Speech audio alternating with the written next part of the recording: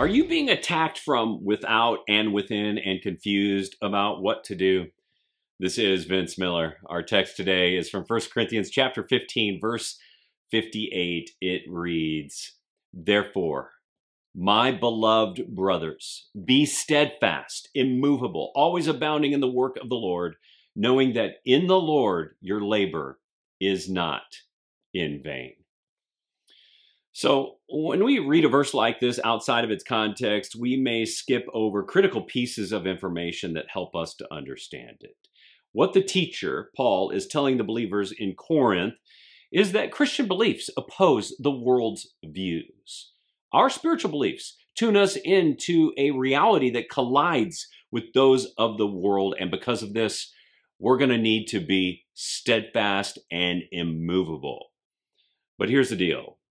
This is more challenging when you have opposition outside and inside your ranks, which is precisely the challenge in the church at Corinth. They had these rising woke ideologies on the outside pressing in on them from politics and government and businesses and media and educational institutions. Does that sound familiar?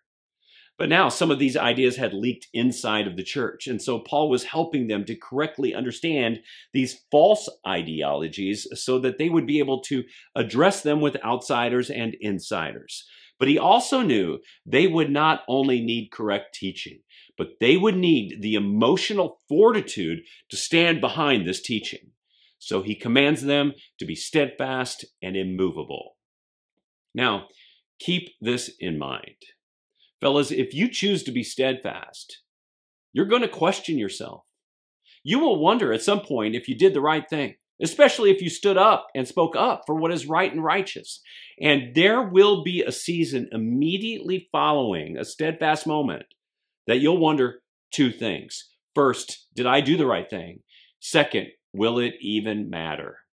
And the wisdom of Paul to the believers in Corinth is this. Yes, it matters, because steadfast men who bear the weight of righteous teaching are critical to advancing the gospel. These men play the long game because God works through God's man is never in vain. So, I want you to identify the battle you're facing today. Is it a battle outside or inside your ranks?